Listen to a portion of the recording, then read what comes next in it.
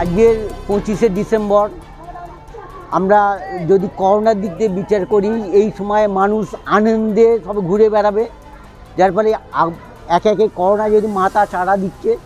আমরা চাইব যে বিগত আগের অভিজ্ঞতা থেকে এই করোনা রোগ যাতে বাড়তে না পারে, তার জন্য এই আনন্দ করবে, অথচ মাস্কটা পরে থাকলে করোনা আর বাড়তে পারবে না। বাচ্চাদের যাদের আজকে ধরুন তারা অধিক শিশু, তারা যাতে কোনো বিপদ তাদের যাতে গ্রাস যাতে না করতে পারে, তার জন্য তাদেরকে সতর্ক করো।